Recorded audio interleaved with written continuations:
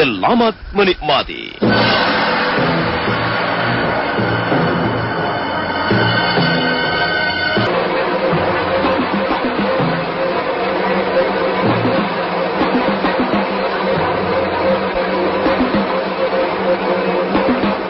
Sakawuni sibuk melayani Rake Mandana di tepi medan peperangan. Sementara di tempat lain Arya Kamandanu dan Gajah Biru terlibat pertarungan sengit.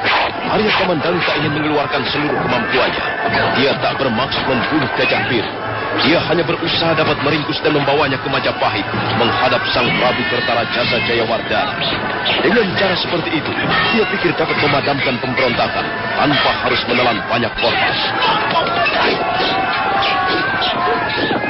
Sementara itu di tempat lain, nampak Sang Ramapati berdiri dikelilingi 4 orang anak asuhnya. Sang Ramapati kesal melihat prajurit-prajuritnya banyak terbunuh. Keparat Gajah Biru. Gembong pemberontak itu harus segera dipenggal kepalanya. Kekuatannya luar biasa, Gusti. Juga daya tahannya. Sepertinya Tuan Kamandanu tidak bersungguh. Iya, Gusti. Sudah lebih 40 jurus, nampaknya pertarungan masih akan berlangsung lama.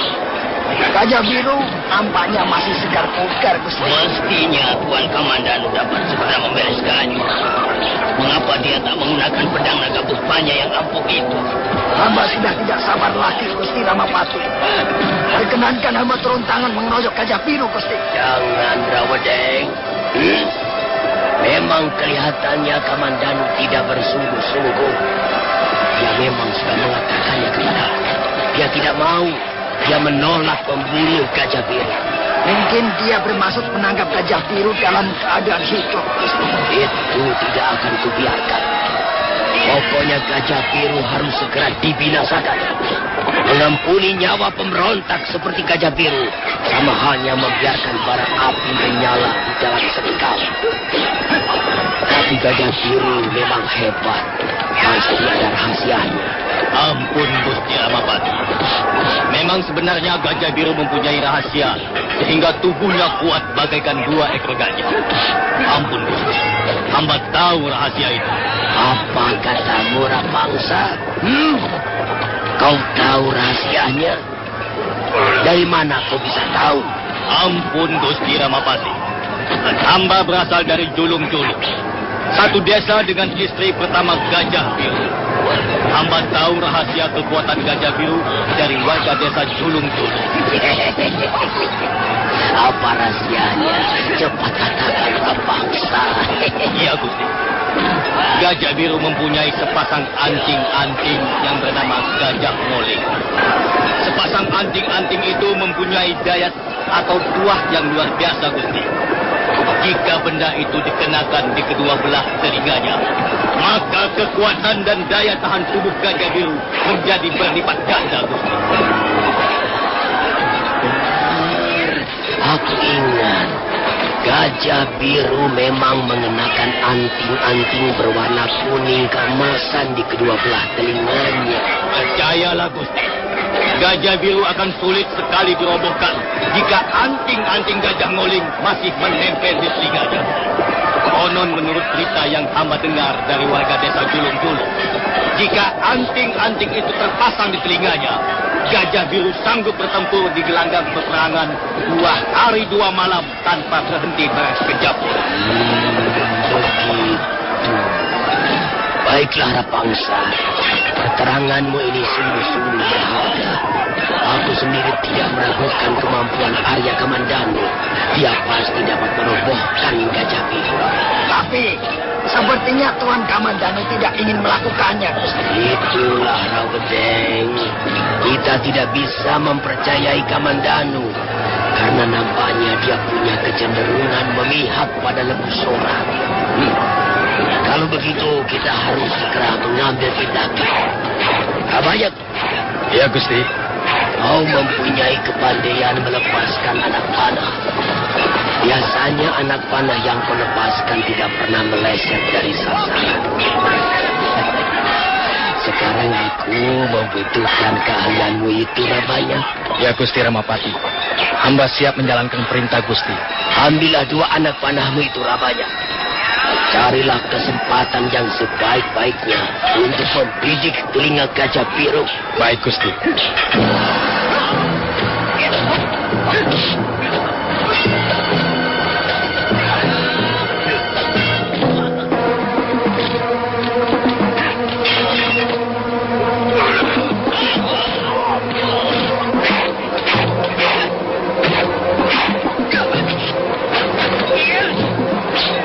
Arya Kamandanu masih bertarung melawan Gajah Biru.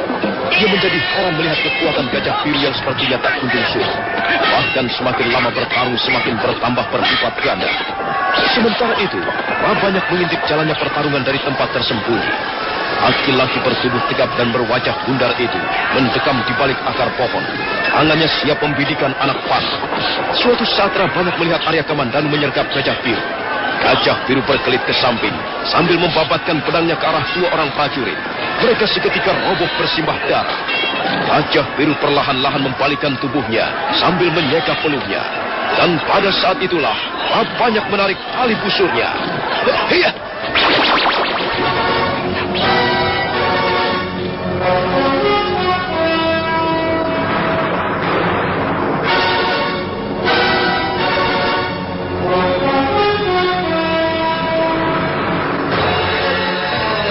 Gajah Biru terkejut. Hampir saja kakinya terpleset. Tangannya segera bergerak meraba telinganya yang terpotong sebelah. Dia lalu mendengus keras. Wajahnya menjadi semerah bara api. Sementara Arya Kamandanu pun tidak lagi menyerang, melainkan menengok ke sana kemari, mencari orang yang telah membokong Gajah Biru dengan anak panah. Keparat! Jahanam musuh! Ayo keluar dari persembunyianmu! Jangan main botong-botongan seperti perilaku prajurit pengecut! Ayo orang-orang Majapahit, majulah! Hadapilah Gajah Biru dengan jantan!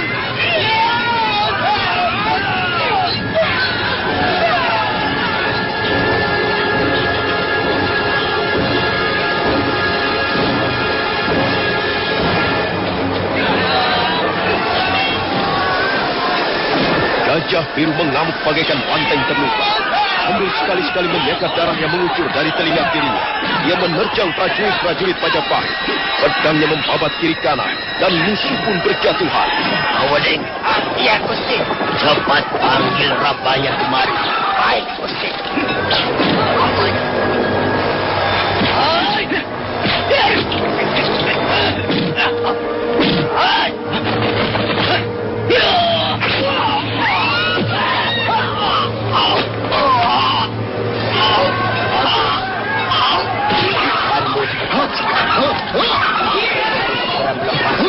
Panah-panahmu yang kedua, Rabanya. Baik, Gusti. Tapi hamba harus mencari kesempatan yang baik, Gusti. Hamba tidak mungkin melepaskan anak panah, sementara Gajah Biru masih bergerak ke sana kemari. Tunggu sebentar, Gusti. Harap Gusti bersabar. Memang benar apa yang dikatakan Rabanya. Sekalipun Gajah Biru sudah kehilangan anting-antingnya sebelah, tapi dia masih bisa mengamuk dengan dahsyat sekali. Tapi nampak kemudian kekuatannya menjadi susut. Dan pada saat itulah, Ramapati menepuk pundak Rabanya. Lihat Rabanya, Gajah Biru mulai sempoyongan. Iya, benar Gusti. Hamba kira Rabanya dapat membidiknya sekarang. Cepat, ambil busurmu. Titik telinga kanan Gajah Biru. Baik, Gusti. Dengan sigap, Rabanya memungut busurnya. Kemudian disusul sebuah anak panah yang ditempatkan dalam sebuah wadah yang terbuat dari bambu kuning. Tali busur segera terpentang lebar, dan anak panah mendesing di sela-sela prajurit Majapahit yang sedang bertempur.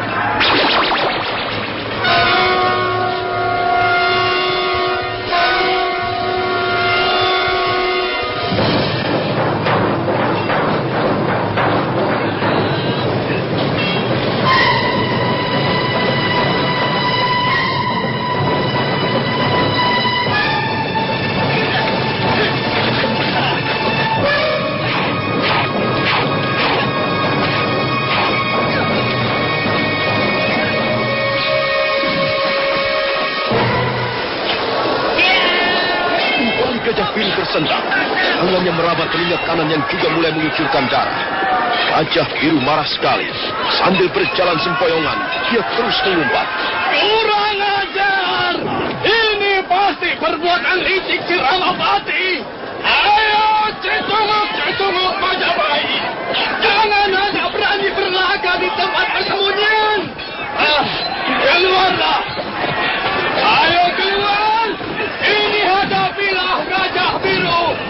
Dan setelah mendengus keras, Gajah Biru kembali melompat menerjang musuh-musuhnya. Sementara leher dan pakaiannya sudah basah oleh warna merah. Kamu! Majulah wong-wong Majapahit!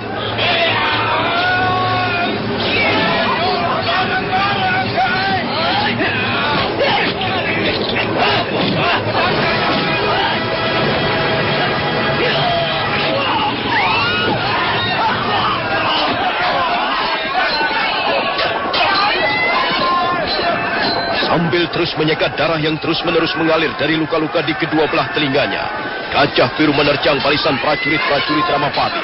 Dua orang prajurit seketika roboh terkena sambaran mata pedangnya. Tapi setelah itu nampak serangan-serangan Gajah Biru tidak lagi begitu gencar. Benar, Gusti. Benar apa yang dikatakan oleh Rapansa, Gusti. Gajah Biru nampaknya mulai surut tenaganya, Gusti. Iya, Gusti. Lihat ya. Tubuhnya tidak segar lagi. Dan gerakannya menjadi lamban, Gusti. Dia akan segera binasa di tangan kita.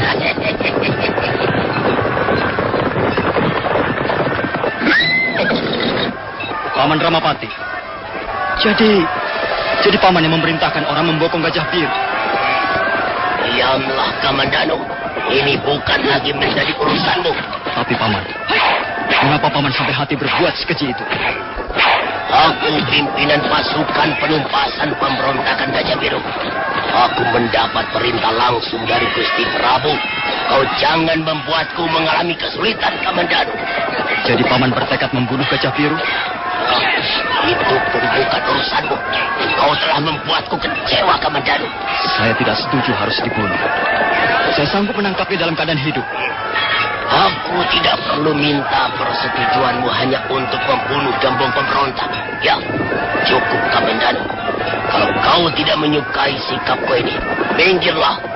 Kau tidak perlu ikut campur dan jangan membuat kesulitan. Saya tidak menduga paman bisa melakukan kekejaman seperti ini. Minggir, Kamandanu. Atau kau ingin berpihak pada kaum pemberontak? Saya hanya akan berpihak pada kebenaran dan keadilan.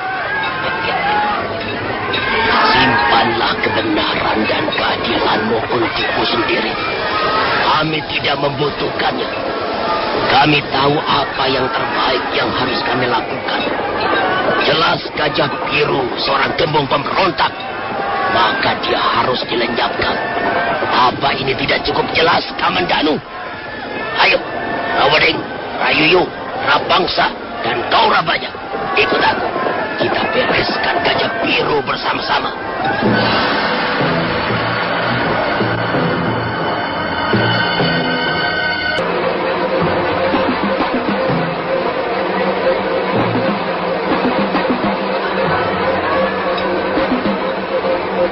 Ramapati dengan diikuti 4 orang anak asuhnya segera bergegas pergi. Mereka melangkah tergopoh-gopoh ke arah Gajah Biru yang masih mengayun-ayunkan pedang dengan sisa-sisa kekuatannya. Arya Kamandanu merasa sangat kesal, tapi dia berusaha untuk mengendalikannya. Gajah Biru berhenti mengayunkan pedangnya ketika melihat kehadiran Ramapati. Sambil menyekat darah yang terus mengucur, laki-laki perkasa itu mendengus keras. Matanya mendelik penuh kebencian, tapi nampak kekuatannya semakin lemah. Ramapati, mengapa baru sekarang kau tunjukkan mukamu? Aku datang untuk membereskanmu, Gajah Biru. Manusia licik, pengecut, manusia culas. Wih! Ajalmu sudah dekat, Gajah Biru. Karena itu jangan banyak tingkah. Gajah Biru tidak gentar menghadapi maut. Aku tidak takut mati. Itu bagus. Tapi aku tidak akan terpengaruh oleh sesumbarmu. Bagaimanapun kau adalah seorang pemberontak. Dan mati adalah upah yang paling sesuai dengan para pemberontak. Aku tidak pernah memberontak terhadap Majapahit. Kehadiranmu di Majapahit hanya akan mengotori sejarah Majapahit, Gajah Biru. Pemerintah Majapahit tidak membutuhkan orang seperti dirimu. Jangan sok berjasa, Ramapati. Kau hanyalah seorang penjilat. Kau hanyalah tukang mencari muka di hadapan Gusti Prabu. Kau tidak berarti apa-apa dibandingkan dengan Gusti Lembu Sora. Aku sama sekali tidak menyesal bermusuhan denganmu. Suatu saat nanti, Majapahit akan tahu, dunia akan tahu orang seperti apa sebenarnya Ramapati itu. Penjilat busuk, tukang kasak kusuk, dan dia sama sekali tidak berbuat apa-apa untuk Majapahit, kecuali untuk dirinya sendiri. Udahlah Gajah Biru. Kau rupanya sedang sekarat. Sebentar lagi mayatmu akan terkapar. Mayat seorang pemberontak, penjahat negara. Ayo Rawadeng, kalian semua habisi dia. Serentak Rawadeng, Rayuyu, Rabanyak dan Rapangsa mencabut pedang, dan mereka pun segera menyergap Gajah Biru beramai-ramai.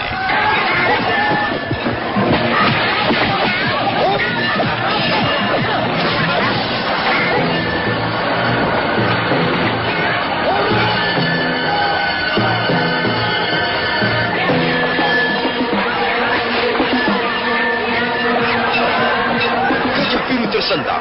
Dia segera membuang tubuhnya ke samping ketika pedang Rawadeng menebas dadanya. Tapi belum lagi tubuhnya mapan, kali aras lain Rayuyu membapatkan senjatanya. Disusul kemudian Rabanyak dan Rapangsa. Gajah Biru menjadi kalang kabut. Dia marah sekali, tapi dia kesal karena tenaganya yang semakin melemah. Akhirnya dia tidak mampu lagi mempertahankan dirinya. Senjata Rawadeng, Rayuyu, Rabanyak dan Rapangsa mengerocok sekujur tubuhnya. Mampus kau Gajah Biru.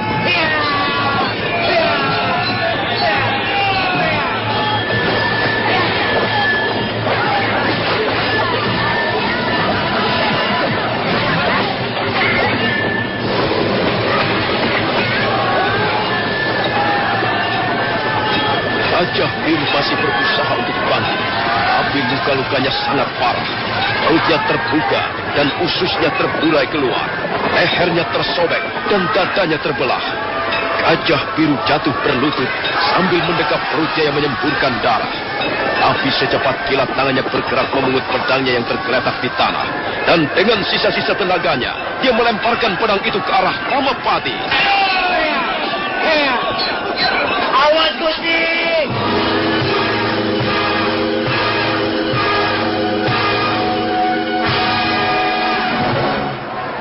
Rawadeng berusaha menyelamatkan sang Ramapati dengan mendorong tubuhnya ke samping. Tapi terlambat. Pedang Gajah Biru melesat bagaikan kilat dan menancap di bagian pundaknya. Ramapati segera berdiri kembali dan matanya mendelik penuh nafsu amarah campur rasa sakit. Gusti terluka. Kemarat Gajah Biru. Sudah hampir mampus masih juga berani berbuat sesuatu. Sekarang dia sudah benar-benar mampus, Gusti. Gusti tidak apa-apa, Gusti. Benar, Rawadeng. Ayo, dan kalian semuanya. Kalian harus menyelesaikan pertempuran ini dengan baik. Bunuh semuanya. Bunuh kaum pemberontak itu. Jangan biarkan satu orang pun tinggal hidup.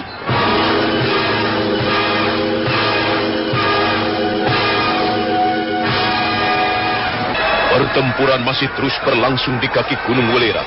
Prajurit-prajurit Majapahit maupun pasukan Gajah Biru sudah banyak yang roboh menjadi korban senjata lawan. Gajah Biru sendiri telah tewas akibat kerocokan genggaman Rawadeng dan teman-temannya. Tubuhnya tersungkur di tanah mencium debu peperangan. Tapi sebelum menemui ajalnya, Gajah Biru masih sempat melemparkan pedangnya hingga melukai pundak sang Ramapati. Parat Gajah Biru. Rawadeng, Rayuyu, Rapangsa, dan kau Rabanyak. Iya, Gusti. Kalian selesaikan pertempuran ini. Aku tidak ingin melihat pasukan Gajah Biru tersisa. Musnahkan mereka semuanya. Bunuh kaum pemberontak itu. Dan ingat, bunuh juga keluarga Gajah Biru. Semuanya, Gusti. Ya, semuanya. Bunuh keluarga Gajah Biru sampai ke cintil-cintilnya. Ayo.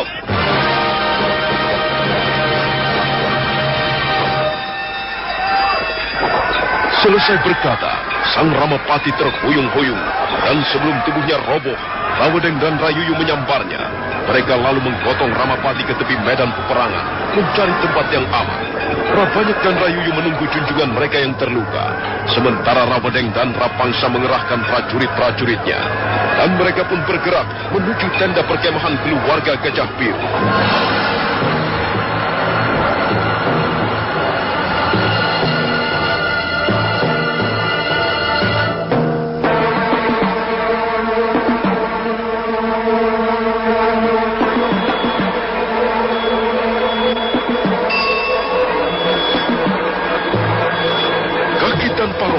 Yang saat itu sedang dalam perjalanan kembali ke Randulangan, mendadak telinganya mendengar suara ribut-ribut di bawah lereng. Laki-laki tua itu menghentikan langkahnya. Dari jauh dia dapat melihat debu mengepul dan ratusan manusia saling baku hantam.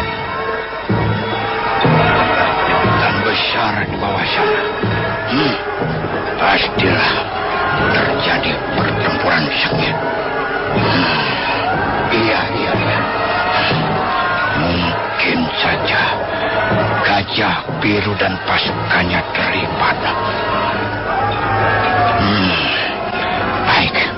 Baiklah. Aku akan melihatnya lebih dekat.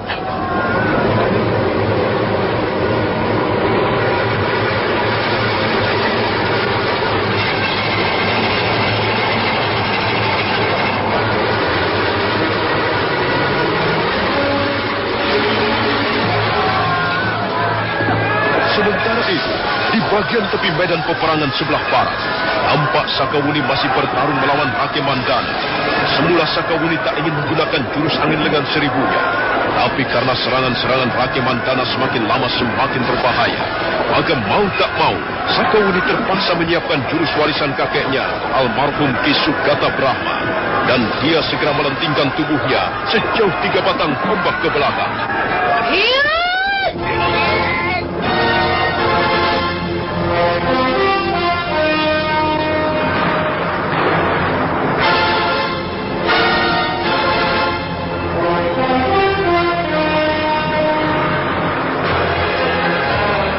Mandana berhenti menyerang. Tangannya menyabet seorang prajurit Ramapati yang bermaksud menyergap dari arah samping. Prajurit itu segera roboh mendekap perutnya yang menyemprotkan darah segar. Mampus kau tikus piaraan Ramapati.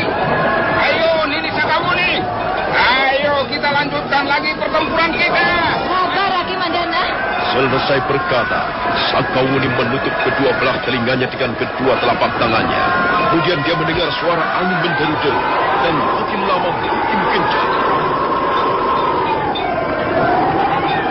Nah, Rake Mandana, aku sudah siap. Hati-hatilah.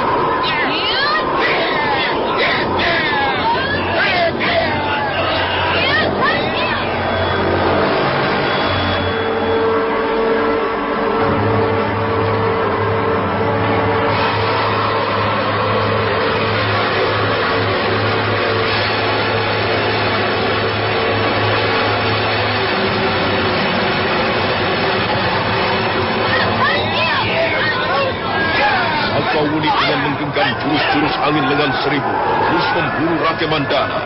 Rake Mandana terpaksa berlompatan ke sana kemari.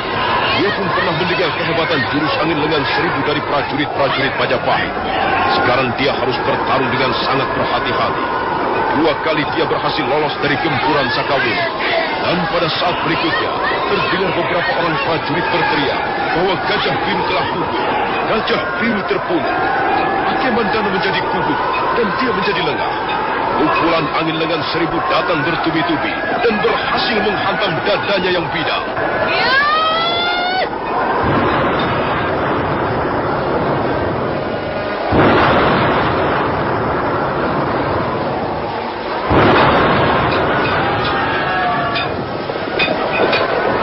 Tubuh Rake Mandana terpental jauh ke belakang. Perwira muda anak buah Gajah Biru itu masih berusaha bangkit. Usahanya gagal karena tubuhnya segera menjadi rusak binasa, terinjak-injak kaki kuda yang berlarian di tengah medan peperangan.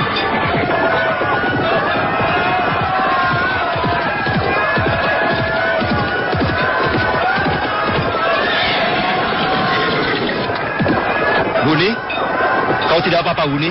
Aku terpaksa membunuhnya, Kakang. Rake Mandana seorang pendekar muda Iya, beginilah yang harus terjadi.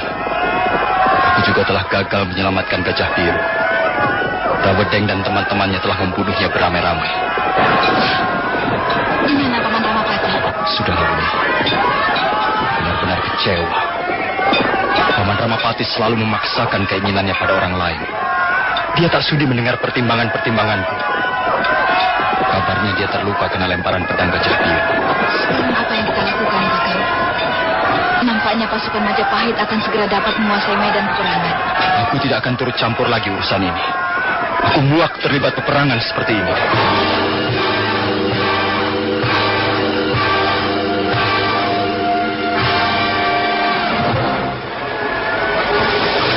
Nampak seorang prajurit berlari-lari kecil ke arah tenda perkemahan keluarga Gajah Biru. Tenda perkemahan itu letaknya terlindung di bukit-bukit batu, agak jauh di atas kaki Gunung Welirang. Kedua orang istri Gajah Biru nampak sedih sekali mendengar berita gugurnya suami mereka tercinta. Sudahlah, Nyai. Sudahlah, Nyai. Ini sudah menjadi suratan takdir dari Maha Kuasa. Kakang Gajah Biru telah gugur di medan peperangan untuk membela keyakinan beliau sebagai prajurit yang baik. Nyai, sekarang apa yang akan kita lakukan? Apa yang akan kita lakukan, Nyai? Kau sebagai istri yang lebih tua, harapnya bisa memberikan pertimbangan-pertimbangan. Kaulah pimpinan keluarga Kakang Gajah Biru sekarang. Katakanlah, Nyai, apakah kita sebaiknya melarikan diri? Kita tunggu saja perkembangannya, Nyai. Oh, celaka, Nyai. Celaka. Mereka datang kemari. Lihat, Nyai. Rawedeng dan prajurit-prajuritnya datang kemari. Istri tua Gajah Biru melompat keluar tenda. Matanya segera menangkap sosok tubuh Rawedeng, Rapangsa, dan sekitar 20 prajurit yang bergegas menghampiri tenda. Istri tua Gajah Biru buru-buru meloloskan pedang yang tergantung di dinding tenda. Kau tunggu di sini, Nyai. Jagalah putra-putrimu. Hendak kemana? Kau tidak perlu tahu kami hendak kemana. Cepat minggir. Jangan sok jago. Ini medan perang. Kami dapat membunuh siapa saja sesuka hati kami. Aku tidak akan membiarkan kalian melewati jalan setapak ini. Perempuan Edia, apa kau sudah bosan hidup? Medan perang ada di sana, di kaki bukit. Bukan di sini tempat mengadu kesaktian. Perempuan ini pandai bicara, Rawedeng. Hei, siapa kau ini? Hah? Apa kau tidak dapat mengenali kami? Aku adalah istri tua Kakang Gajah Biru. Dan kalian pastilah sesungguh-sesungguh Ramapati. Ah, jadi kau istri tua Gajah Biru ya? Ketahuilah, suamimu itu sekarang sudah binasa di tangan kami. Kalau kau ingin melihatnya, mayatnya ada di sana. Dia tergeletak di tengah-tengah medan perang. Tapi mungkin sekarang kau tidak akan bisa mengenali rupanya lagi. Hei, perempuan bodoh. Kalau kau ingin menuntut balas atas kematian suamimu, sebaiknya urungkan saja niatmu itu. Percuma kau menghadapi kami. Prajurit-prajurit suamimu juga sudah kocar kacir. Sebentar lagi mereka semua akan kami tumpas. Kau tidak perlu menggertak. Tak ada ceritanya istri Gajah Biru takut kena gertak. Hayo, pergi. Enyahlah dari tempat ini. Kurang aja. Kau betul-betul perempuan bodoh. Saudara bangsa, tidak ada gunanya kita melayani adu mulut. Cepat, bereskan perempuan ini. Dan setelah itu, kita periksa tenda perkemahan di atas sana. Ayo.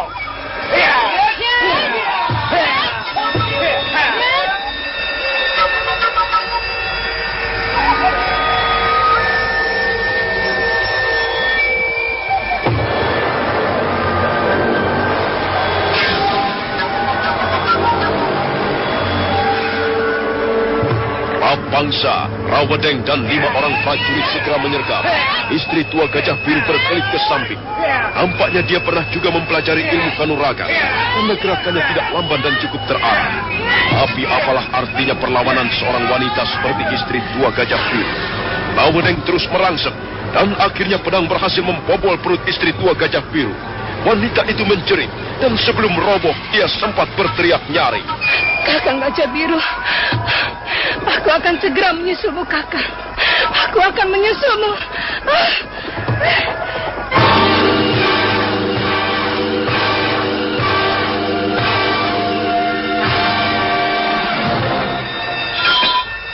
Ya, cukup. Dasar perempuan bodoh. Dia memilih mati rupanya. Cukup, Rapangsa. Kita tidak punya banyak waktu. Sekarang kita naik ke sana. Lihat, itu pasti tenda perkemahan keluarga Gajah Biru. Sebaiknya kita berpencar, Rawedeng. Benar, kita berpencar. Aku akan membawa 10 prajurit menyergap dari arah depan. Dan kau Rapangsa, bawalah sisanya untuk menyergap dari belakang tenda. Ayo. Ayo kita berangkat.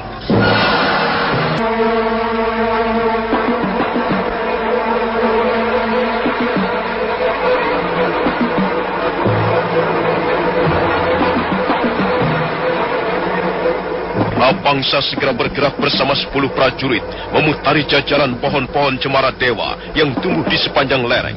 Sementara itu Rawedeng dan 10 prajurit yang lain bergegas melangkah, mendekati tenda perkemahan keluarga Gajah Biru dari arah depan. Rawedeng memerintahkan anak buahnya agar tidak ribut-ribut ketika mereka sudah tiba di depan tenda. Rawedeng segera menarik kembali pedangnya untuk menyingkapkan tenda.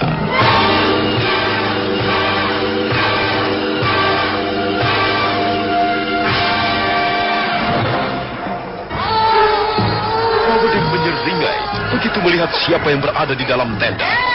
Dia melihat seorang wanita sedang mendekap 3 orang bocah. Salah seorang di antaranya masih bayi. Dialah istri Gajah Biru dan ketiga orang putra-putrinya. Cuk, diamlah sayang. Diamlah. Jangan takut lagi. Kalian bertiga tidak perlu takut. Karena kita tidak pernah melakukan kesalahan apa-apa. Diam, sayang. Diamlah, manis.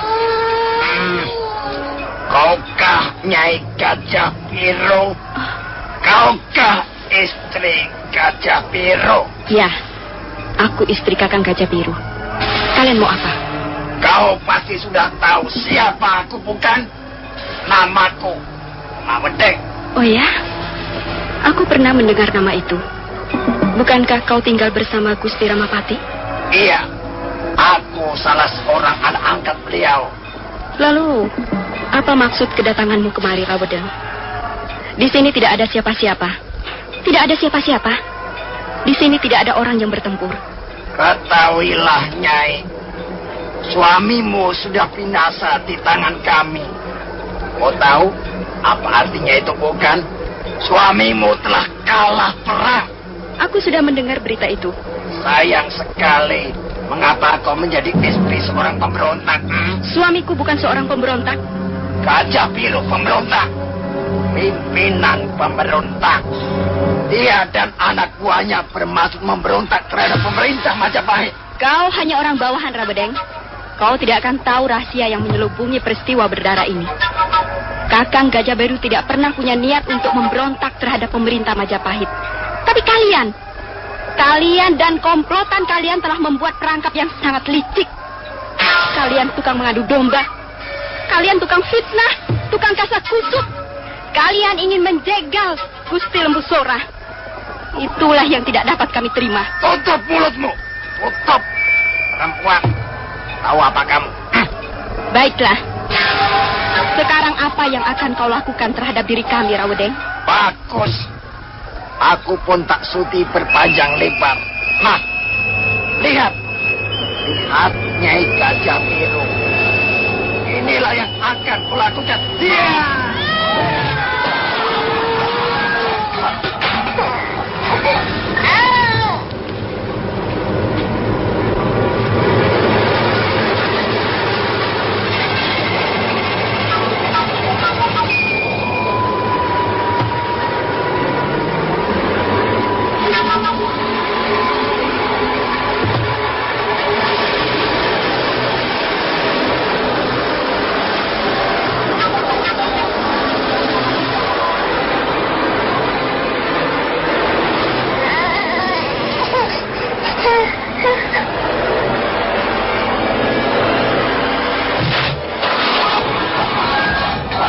Tangan Rawedeng terangkat.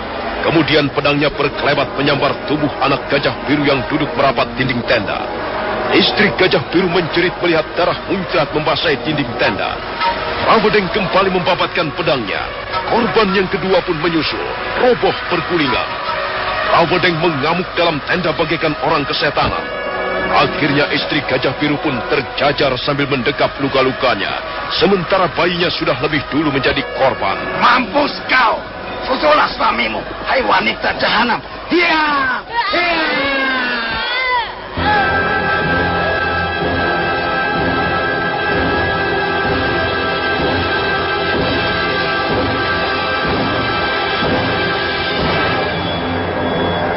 Rawedeng, Ya, bagaimana hasilnya?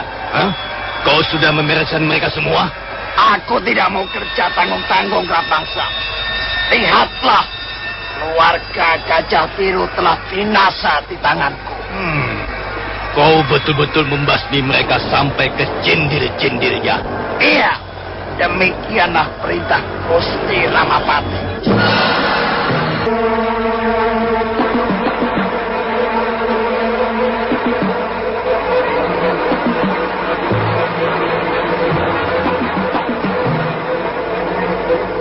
Maka demikianlah, keluarga gajah biru tumpes tapis. Tak seorang pun tinggal hidup. Rawedeng telah membunuh mereka seluruhnya tanpa perasaan. Setelah dirasa cukup, Rawedeng mengajak Rapangsa dan yang lainnya meninggalkan tenda. Nah, saudara pendengar, bagaimanakah kisah selanjutnya? Silakan menunggu seri berikutnya. Sampai jumpa.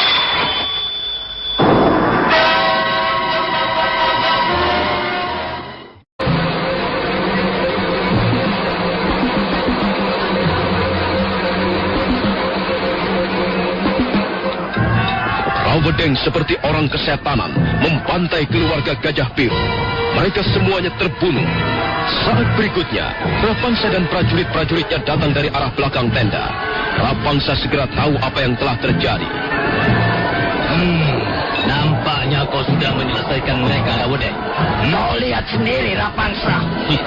Aku tidak suka bekerja tanggung-tanggung. Ya. Lihat, mata pedangku ini telah bermandikan darah keluarga gajah biru, Rapangsa. Iya. Kalau begitu, sebaiknya kita kembali ke medan peperangan. Nampaknya pasukan gajah biru sudah mulai bertarung dengan separuh hati. Mereka semua akan kita tumpas. Ayo, Rapangsa. Ayo. Tidak ada apa-apanya lagi di tempat ini. Kita tinggal memberi laporan pada Gusti Ramapati. Mudah-mudahan saja beliau sudah sadar kembali. Iya.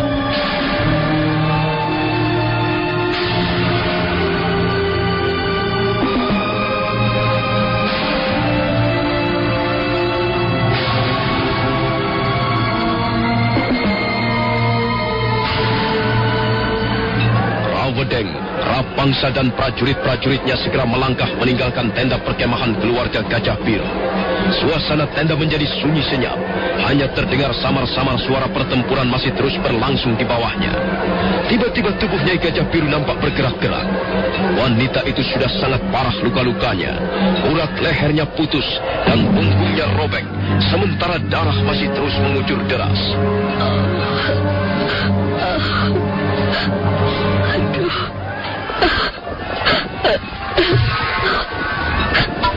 Anak-anakku. Mana anak-anakku? Nyai Gajah Biru berusaha untuk bangkit. Matanya membayangkan rasa sakit maha dahsyat. Mulutnya mendesis-desis. Dan dia berusaha untuk merangkak.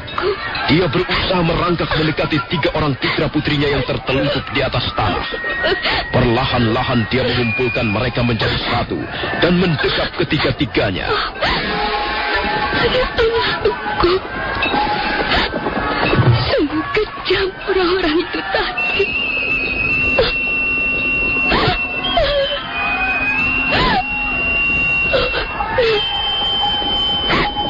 Akhirnya kalian bernasib seperti ini.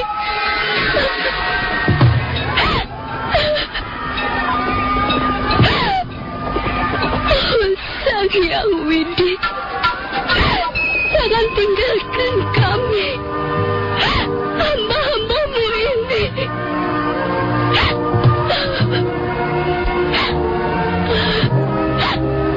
Ayo nak. Ayo Ken. Ayo anak-anakku. Ayo bersama-sama ibu pergi ke surga loka.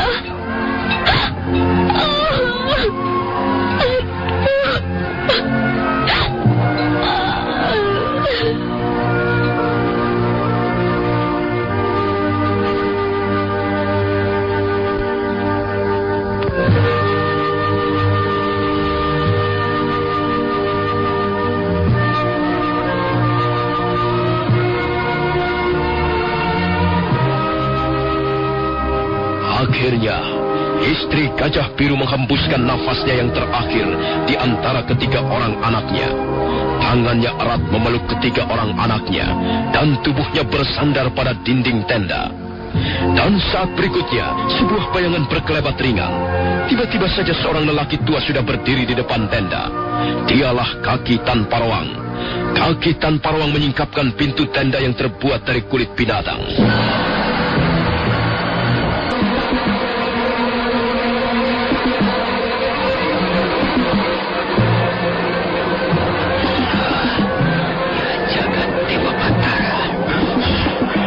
Siapa yang telah melakukan kekejaman seperti ini? Manusia. Sungguh-sungguh perbuatan biadab. Ini pasti pekerjaan manusia, berarti hewan. Sudah berpuluh tahun aku menyaksikan berbagai macam kejahatan. Tapi belum pernah aku melihat kejahatan sekejam ini. Setan neraka. Ini pasti perbuatan iblis dari dunia hitam. Gemeretak gigi Kaki Tanpa Ruang menyaksikan pembantaian dalam tenda keluarga Gajah Biru itu.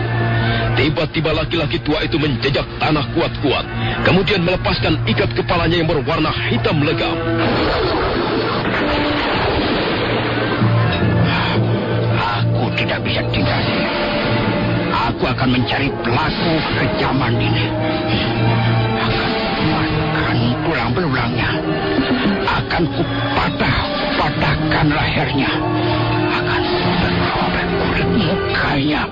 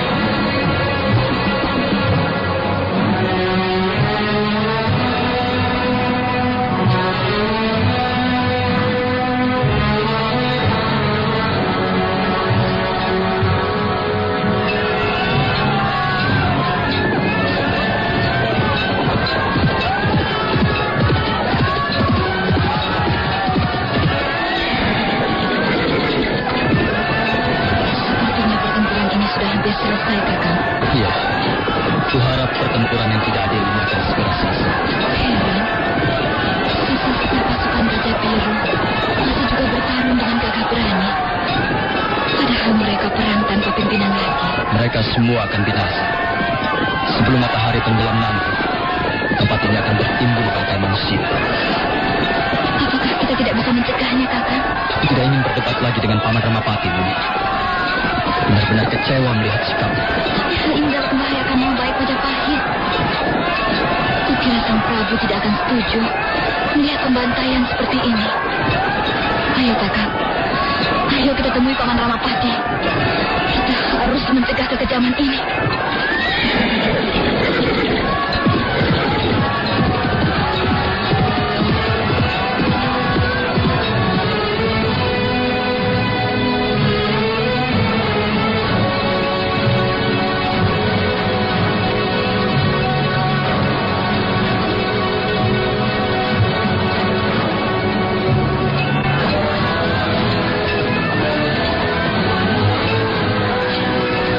Kamandanu dan Sakawuni membagi kudanya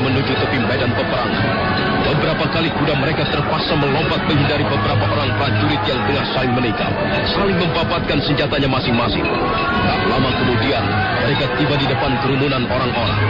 Nampak Sang Ramapati duduk di atas tanduk, dijaga puluhan prajurit. Sang Ramapati tengah memberi petunjuk Rawadeng, Rapangsa, Rayuyu, dan Rabanya mengenai rencana pemusnahan kaum pemberontak.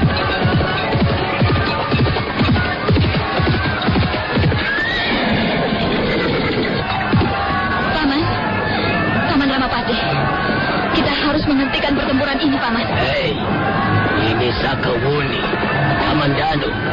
Apa yang kalian lakukan di sini, ha? Kami lihat pasukan Gajah Biru tidak berapa banyak lagi, Paman. Mereka tinggal beberapa puluh orang saja. Paman bisa menghentikan pertarungan yang sudah tidak seimbang ini, Paman. Mengapa harus dihentikan? Mereka akan segera kita musnahkan. Tak seorang pun boleh tinggal hidup. Itu perbuatan yang sedang benar. Kami tidak setuju. Dengar, Kamandanu. Aku mendapat tugas dan mandat dari Gusti Prabu untuk membasmi kaum pemberontak. Kalian tidak punya hak untuk mencegah apa yang menjadi keputusanku di tengah medan peperangan ini. Paman, kami pun prajurit Majapahit. Kalau begitu kalian sepantasnya memberi contoh pada yang lain. Kalian harus menjadi prajurit yang baik, yang tidak pernah membantah, yang tetap setia menjalankan amanat dari Raja Junjungan. Kukira Paman keliru dalam memberikan arti pada kesetiaan. Kita bisa tetap setia pada Gusti Prabu tanpa harus berlaku sewenang-wenang. Kita bisa menjalankan tugas dengan baik tanpa harus menjadi seorang jagal manusia, Paman. Cukup, Nini Sakawuni. Kalian boleh tidak setuju. Kalian boleh merasa tidak puas. Tapi kalian harus tunduk pada pimpinan pasukan penumpasan ini. Akulah yang ditunjuk Gusti Prabu untuk memimpin pasukan, bukan kalian. Kalau begitu kami tidak akan ikut bertanggung jawab. Akulah yang bertanggung jawab. Ketika mereka tengah berdebat, mendadak dua orang prajurit menyeruak kerumunan dan mereka langsung menjatuhkan tubuhnya di depan Sang Ramapati.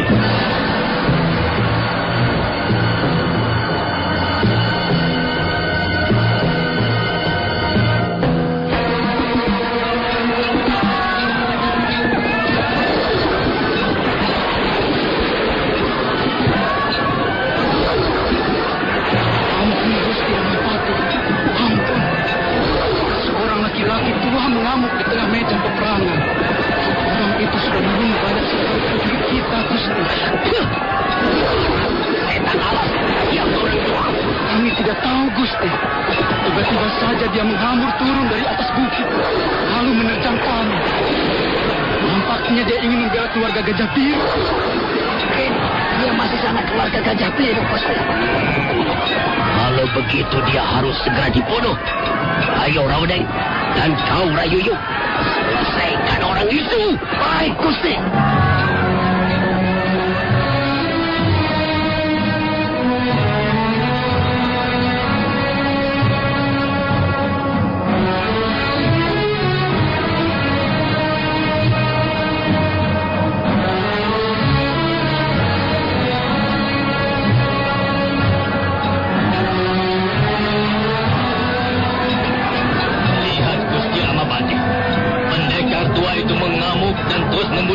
Prajurit Majapahit.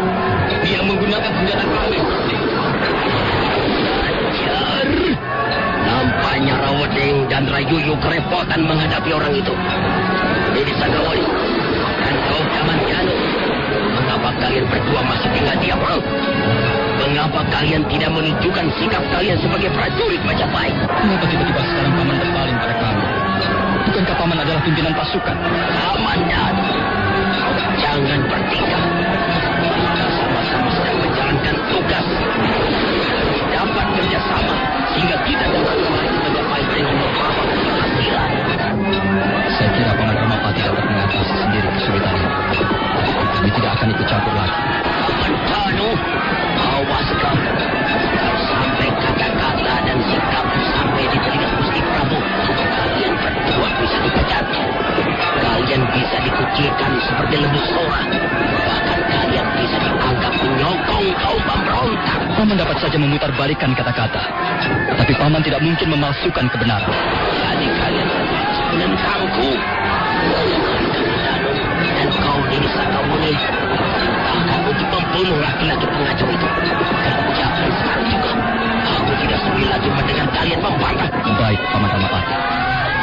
Kami pun prajurit Majapahit. Kami akan menghadapi orang itu. Tapi bukan karena perintah paman. Kami mengerjakan tugas ini demi Majapahit. Demi Gusti Prabu Kartarejasa Jayawardana. Ayo, Udi. Arya Kamandanu dan Sakawuni langsung memacu kudanya meninggalkan tepi medan peperangan. Nampak pasukan Gajah Biru masih terus mengadakan perlawanan. Bahkan sekarang suasana pertempuran kembali berkobar setelah kehadiran laki-laki tua bersenjata aneh.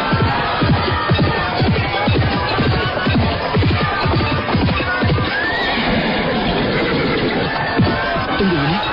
Tunggu sebentar. Ada apa, Kakang? Aku seperti kenal baik siapa laki-laki tua yang sedang mengamuk itu. Kakang? Bukankah dia... Iya, aku ingat. Bukankah dia kakek Tamparowa? Benar, Udi. Dialah kaki Tamparowa. Kenapa dia tiba-tiba mengamuk di tengah medan peperangan ini, Kakang? Apa yang terjadi? Apakah dia sanak keluarga Gajah Biru? Entah, Udi. Ayo kita temui saja. Arya Kamandanu berteriak nyaring. Seketika pertempuran berhenti dan suasana menjadi hening. Arya Kamandanu dan Sakawuni buru-buru melompat dari punggung kuda, kemudian mendekati kaki Tamparoang yang masih berdiri dengan kuda-kudanya. Laki-laki tua itu serentak mengipaskan ikat kepala hitamnya yang terkenal dengan sebutan ikat kepala geledek. Tunggu, kaki. Tunggu. Apakah kalian pimpinan binatang-binatang liar itu? Apakah kaki Tamparoang sudah lupa pada kami? Kami masih dapat mengenalimu, Kaki. Siapa kalian ini? Awas, jangan coba-coba mengecohkanku. Saya Arya Kamandanu, Kaki. Dan dia Nini Sakawuni. Kalau tidak salah kita pernah bertemu beberapa kali. Salah satu di antaranya ialah ketika saya masih berada di lereng Gunung Arjuna. Waktu itu kaki Tamparoang dan Nini Raka Runting tengah menunggu istri saya, Messi, yang baru saja melahirkan. Benarkah kau itu Arya Kamandanu? Setan buruk. Apa yang kau kerjakan di tempat ini, Kamandanu? Kami berdua mendapat tugas dari pemerintah Majapahit untuk memadamkan api pemberontakan Gajah Biru, Kaki. Iya, Kaki. Kami berdua berada di tempat ini untuk mengemban tugas negara, Kaki. Jadi kalian berteman dengan binatang-binatang bau busuk itu? Kalian juga menjadi prajurit Majapahit? Wah, sayang sekali. Sayang sekali, Kamandanu. Mengapa kau harus mengotori hidupmu dengan menjadi tukang jaga seperti itu? Sayang sekali. Apa maksud Kaki? Kami belum bisa mengerti. Aku benci melihat prajurit-prajurit itu membunuh orang seenaknya saja. Mereka sudah tidak lagi menghargai kehidupan. Aku muak melihat kekejaman mereka itu. Maaf, Kaki. Saya kira mereka tidak terlalu keliru. Memang itu sudah menjadi tugas mereka.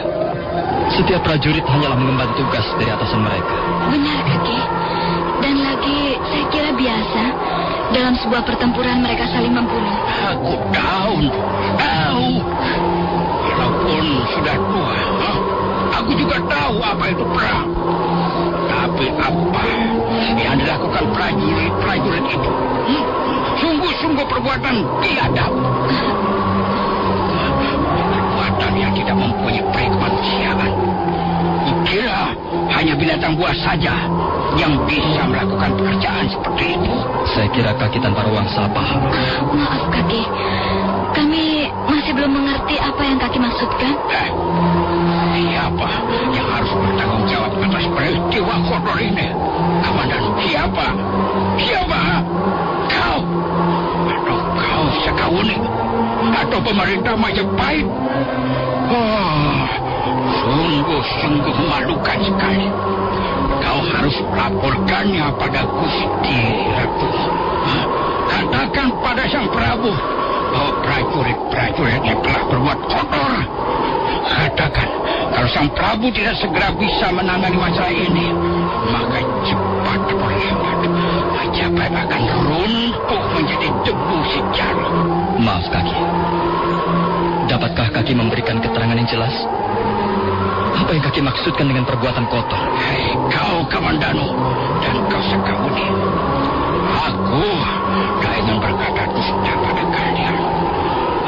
kalian ingin melihat buktinya? Sekarang juga naiklah ke atas lereng bukit itu.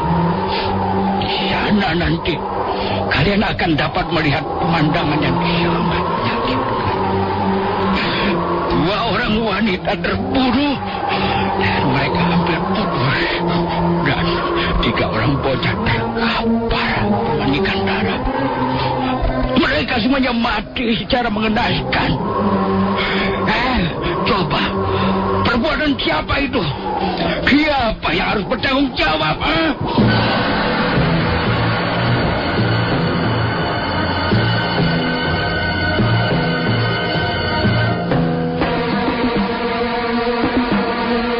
Arya Kamandanu dan Sakawuni berpandangan sesaat lamanya.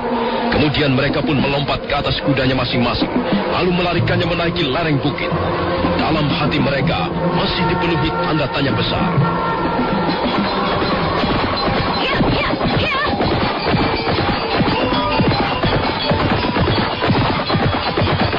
Arya Kamandanu dan Sakawuni melarikan kudanya menuju lereng bukit. Mereka berkuda menyelip di antara batu-batuan bukit. Mereka dapat melihat dari jauh sebuah tenda perkemahan yang berdiri tegak, dan mereka pun mengarahkan kudanya ke sana. Mengapa pertempuran berhenti? Apa laki-laki pengacau itu sudah terbunuh? Belum, Gusti. Hamba lihat tadi Tuan Arya Kamandanu menghentikan jalannya pertempuran, Gusti. Kemudian hamba lihat dia dan laki-laki pengacau itu bercakap-cakap. Sepertinya mereka sudah saling kenal mengenal, Gusti. Betapa si Kamandanu itu banyak ulah. Aku tidak suka sikapnya itu. Dia dan Sakawuni hanya merepotkan tugasku saja. Sekarang di mana mereka ada banyak? Mereka berkuda ke arah sana, Gusti. Ke arah tenda perkemahan keluarga Gajah Biru. Kurang ajar. Pasti mereka akan membuat perkara baru lagi. Dan laki-laki pengacau itu di mana, Dia masih di tengah medan peperangan, Gusti. Dia nampaknya menunggu Tuan Kamandanu dan Nini Sakawuni, Gusti. Entah apa yang telah mereka bicarakan, hamba tidak tahu. Nah, itu dia Rawedeng. Barangkali dia tahu, Gusti. Mengapa pertempuran berhenti, Rawedeng? Apa yang terjadi, Tuan Kamandanu yang telah menghentikan pertempuran, Gusti. Sekarang dia dan Nini Sakawuni pergi ke lereng bukit untuk melihat keluarga Gajah Biru, Gusti. Apa yang telah mereka bicarakan dengan laki-laki pengacau itu, Tampaknya mereka sudah saling mengenal sebelumnya, Gusti. Mereka tidak setuju dan mengutuk pembantian terhadap keluarga Gajah Biru. Sudah. Aku tak sudi lagi mendengar cerita konyol. Ayo, sekarang teruskan lagi pertempuran. Cepat, Rawedeng. Kerahkan prajurit-prajuritmu dan lanjutkan lagi pertempuran ini.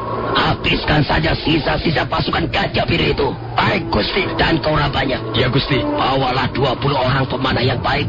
Hujani laki-laki pengacau itu dengan anak panah. Dan ingat, aku ingin kau sendiri membidik tepat di bagian jantungnya. Baik, Gusti.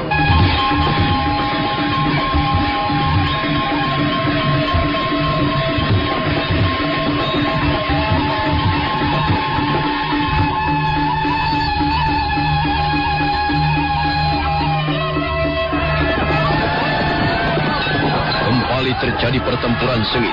Prajurit-prajurit Ramapati yang jumlahnya lebih besar terus mendesak sisa-sisa pasukan Gajah Biru. Sementara itu kaki Tan Parwang mengamuk dengan ikat kepala geledeknya. Ayo, majulah Wong Majapahit. Ayo, majulah. Hadapilah si penguasa ini.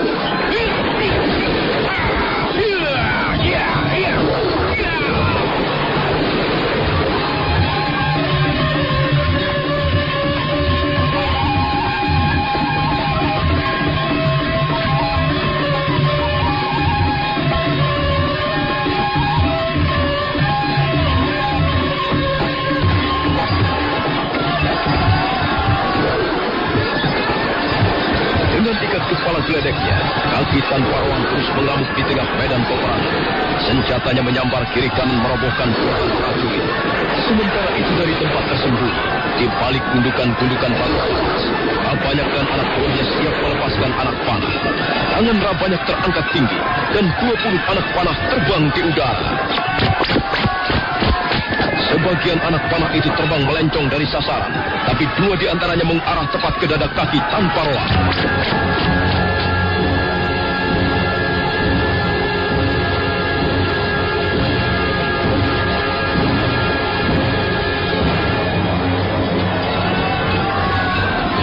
Kaki tanpa roah terkejut. Dia menjadi sangat marah begitu dadanya terluka akibat dibokong prajurit Majapahit. Kurang ajar. Prajurit Majapahit kurang licik. Ayo, hadapilah aku secara satria. Jangan main bokong seperti ini. Ayo, Wambang Majapahit. Kita bertarung sebagai satria. Ayo, lihat.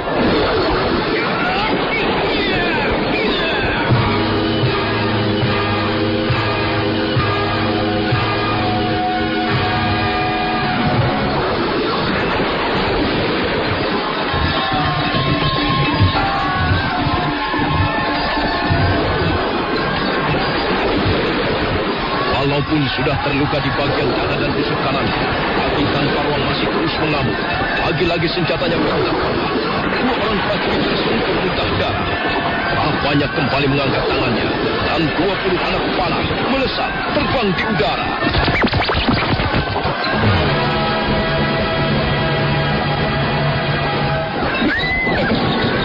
Apa yang terjadi, Kakang? Kau bisa melihatnya sendiri, Buni. Pemandangan yang sangat mengerikan, menyedihkan. Bukankah dia istri Gajah Biru, Kakang? Iya, Buni. Dia tewas bersama putra-putrinya. Lihatlah, walaupun sudah tidak bernyawa, wanita itu tetap ingin melindungi anak-anaknya. Aku tidak tahan melihatnya, Kakang. Ini sungguh-sungguh kejam, sungguh biadab. Sekarang kita tahu siapa Paman Ramapati. Di balik senyum dan kata-kata manisnya, ternyata dia sampai hati melakukan kekejaman yang sangat dahsyat. Aku hampir tidak percaya bahwa ini adalah pekerjaan salah seorang pembesar kerajaan Majapahit. Sudahlah, Kakang. Ayo kita tinggalkan tempat ini. Aku tidak sampai hati melihatnya. Aku tidak tahan melihat kekejaman seperti ini. Biadab, bukan manusia.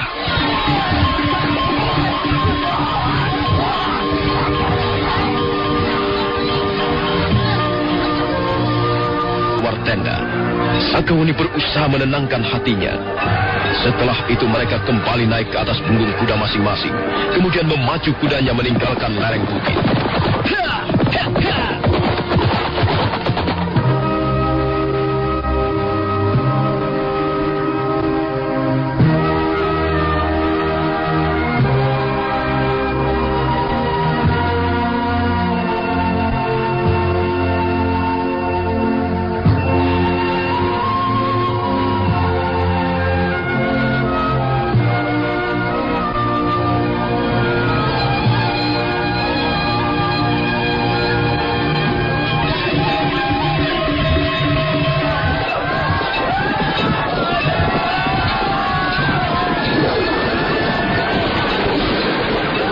Sementara itu, kaki tanpa ruang masih terus mengamuk dengan ikat kepala geledeknya. Tapi sekarang di tubuhnya sudah menancap 5 batang anak panah. Tenaga laki-laki tua itu nampaknya sudah mulai mengendor. Beberapa kali dia terpaksa jatuh tertidur, walaupun kemudian mampu bangkit kembali dan menyerang.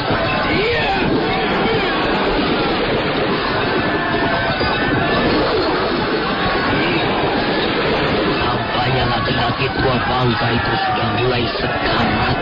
Benar, Gusti. Tenaganya mulai merosot jauh.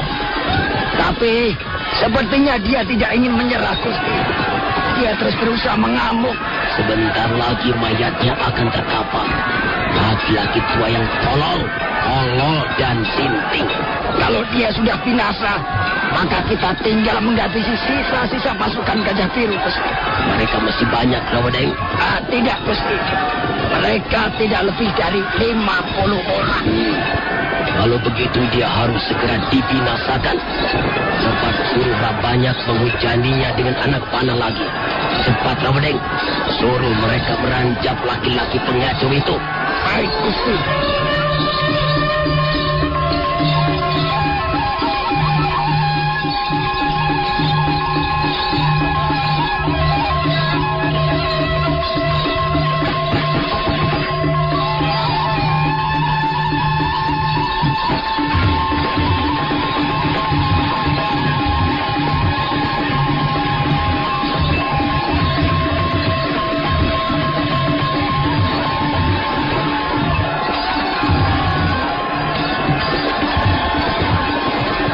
Rawadeng bergegas menemui Rabanyak yang masih bersembunyi, memimpin pasukan pemanah. Setelah mendapat pesan dari Sang Ramapati, Rabanyak kembali mengangkat tangannya. Kembali 20 anak panah terbang di udara. Dan Rabanyak tidak berhenti sampai di situ. Tangannya kembali terangkat. Nampak 20 anak panah kembali melesat berterbangan. Terus berterbangan menuju sasarannya. Sekarang tubuh kaki tanpa ruang sudah seperti landak. Banyak anak panah menancap di sana-sini. Di kakinya, pundak, leher, dada, perut, punggung maupun bagian yang lain. Karena luka-lukanya cukup parah, akhirnya kaki tanpa ruang roboh di tengah medan pertempuran.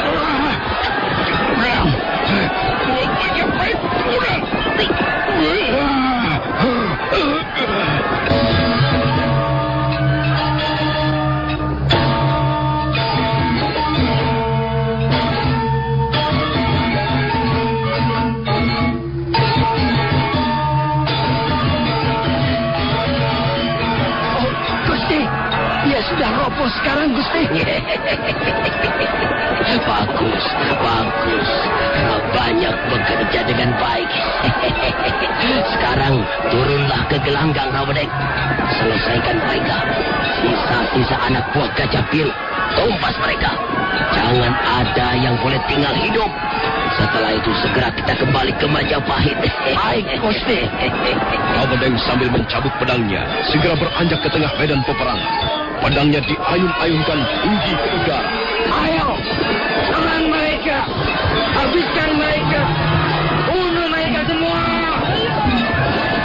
Ayo.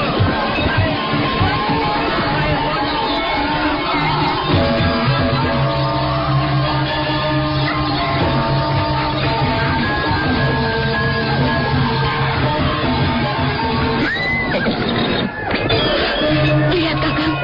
Sepertinya mereka kembali bertempur. Aku melihat ada tanda-tanda yang kurang beres, Wuni. Ayo cepat, Kakang. Kita cegah mereka. Iya, iya, iya. Iya, iya.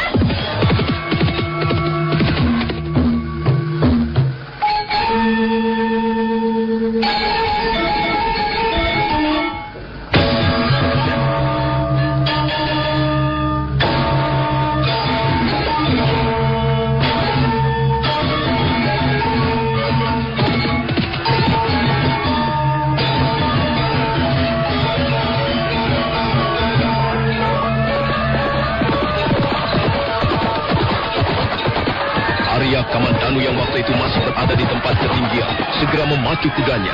Sakawuni sudah lebih dulu menggebrak kudanya di depan.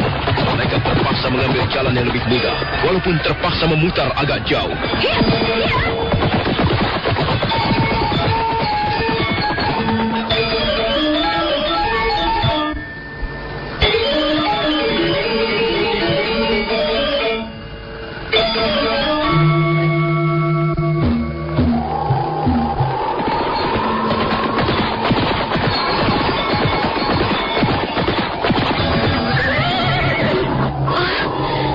Terlambat, Kakang. Pertempuran agaknya sudah selesai. Paman Ramapati yang harus bertanggung jawab atas pembantaian ini. Kalau kita tidak mengambil jalan memutar, barangkali kita masih bisa menyelamatkan nyawa beberapa orang manusia. Tapi, iya, beginilah yang harus terjadi, Kakang. Di mana kaki tanpa ruang, Buni? Ayo, kita cari dia. Arya Kamandanu dan Sakawuni melompat dari kuda. Mereka lalu melangkah di antara mayat-mayat yang bergelimpangan di sana-sini. Dan tak lama kemudian mereka melihat sesosok tubuh duduk bersandar pada sebuah tombak yang menancap di tengah medan peperangan. Dialah kaki Tan Parwang. Tubuhnya sudah penuh dengan anak panah. Kaki Tan Parwang. Kakang, sungguh kejam perbuatan manusia yang melakukan ini. Kasihan sekali. Tapi sepertinya dia masih hidup, Kakang. Iya, dia masih hidup. Daya tahannya luar biasa.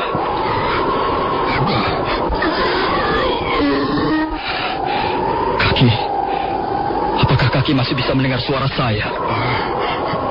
Kamandano, kaukah itu Kamandano? Iya, Kaki. Saya Arya Kamandano. Pandangan mataku kabur. Aku tak bisa melihat dengan jelas. Kami akan menolongmu, Kaki. Tidak usah. Biarlah anak panah ini jangan diutak-utik. Aku senang. Aku bangga dapat mati dengan cara seperti ini. Luka-lukamu sangat parah, Kaki. Kau harus segera mendapat pertolongan. Tidak usah, Kamandano. Lebih baik kalian segera pergi dari sini. Cepat pergi ke lereng Gunung Welirang. Ada seseorang yang sedang menunggu di sana. Kasihan dia. Siapa, Kaki? Siapa yang sedang menunggu aku? Kamandano, bukankah kau mempunyai seorang keponakan? Panji Ketawang. Iya, kasihan anak itu. Cepat selamatkan dia, Kamandano.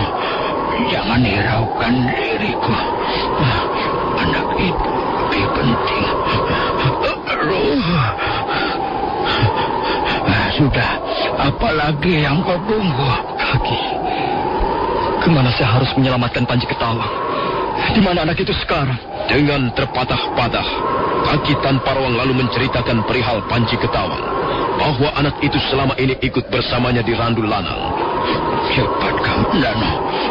Pergilah naik ke lereng Welirang dan carilah anak itu. Cepat, jangan membuang-buang waktu. Jangan hiraukan diriku. Kalau begitu baiklah, Kaki. Ayo, Wuni. Arya Kamandanu dan Sakawuni dengan perasaan berat terpaksa meninggalkan kaki Tan Parwang sendirian di tengah medan peperangan yang sudah sunyi senyap. Dan sebentar kemudian, mereka berdua sudah kembali berkuda mendaki kaki Gunung Welirang, terus menyisir lereng sebelah timur.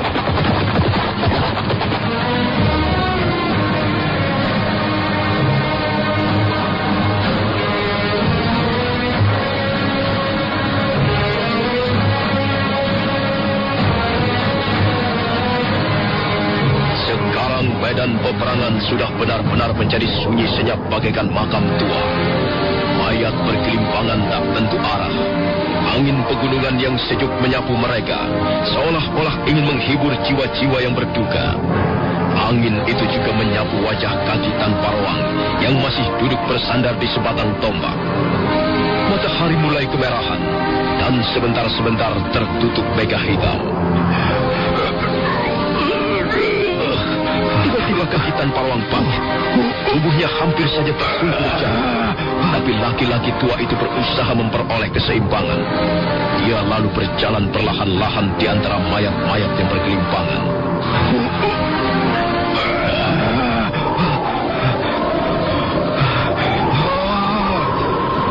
Mendadak angin bertiup kencang, membawa gumpalan-gumpalan mega hitam dari arah selatan. Kaki Tan Parwang berdiri di tengah medan peperangan. Wajahnya tengadah ke atas langit, bibirnya bergetar, sementara darah masih meleleh dari setiap luka di bagian tubuhnya. Sang Hyang Widi, darimu segalanya ini datangnya, dan kepadamulah mereka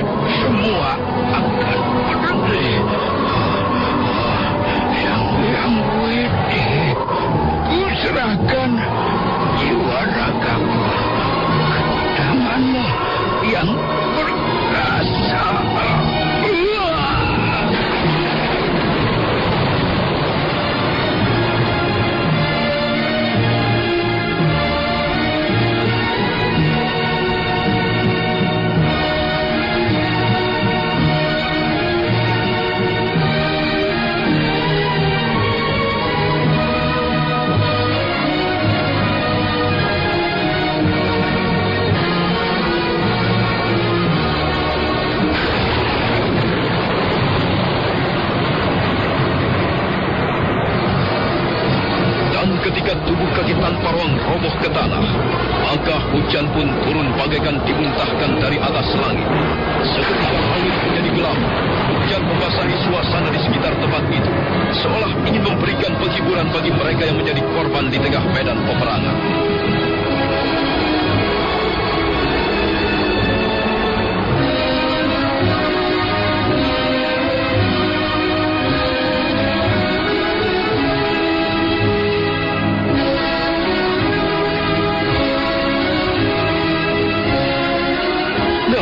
Saudara pendengar, bagaimanakah kisah selanjutnya?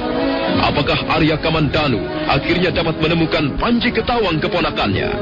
Silakan menunggu seri berikutnya. Sampai jumpa.